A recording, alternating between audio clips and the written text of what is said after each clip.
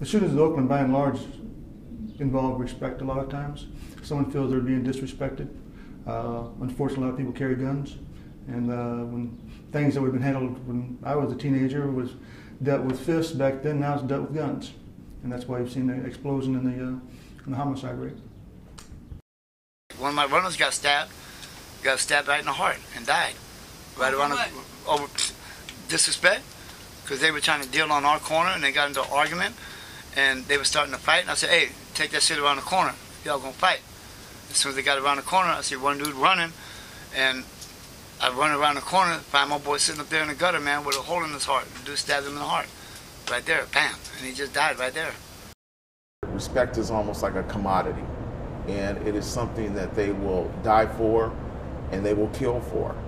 When they're poor and the only thing they have is their respect, that respect covers their street, their neighborhood, and their individual person. And anybody who in their mind violates that respect, they will kill for it.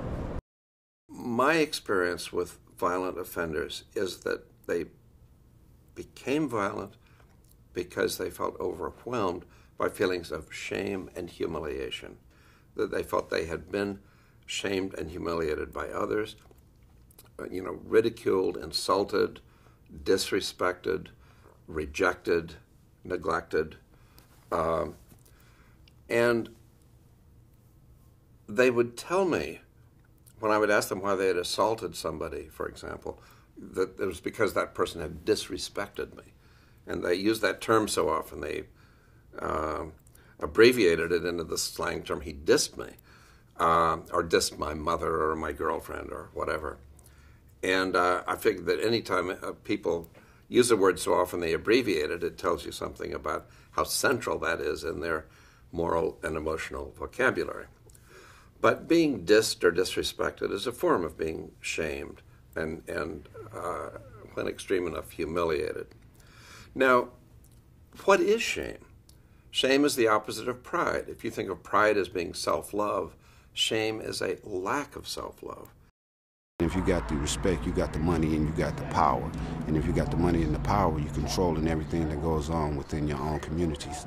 It's easy to recruit followers because you are bred with the respect right off the back, and everybody want to follow in your shoes and be a part of your team because you're the best thing going. How do you get that respect?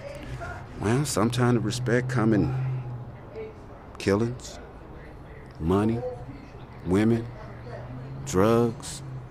Is it really respect or is it fear? To a degree, but if you live a respectful life from a street activity, that's what you thrive over. It's not a fear. You have proved yourself to others for this respect to be justifiable. You just can't walk around and say, I earned my respect, and nobody's seen it, nobody heard about it, nobody read about it. To me, respect is a universal value. Love is a universal value. Dignity is a universal value. It becomes conditional if people feel they are not respected. Then it triggers a sense of worthlessness. And to me, that's not correct. People should believe in themselves. Each individual must take personal responsibility and exercise good judgment. So therefore, if I respect myself, conduct myself in a manner that demonstrates that I am a human being, I care about myself, I care about others, by its very nature of your behavior and your disposition, respect comes your way. I don't think people like Mandela and Nyerere went around asking everybody to respect them. No. But their deeds, their words, whether in silence, whether verbal, attracted that something that in them, I wish I could be like this person. That alone triggers respect to others.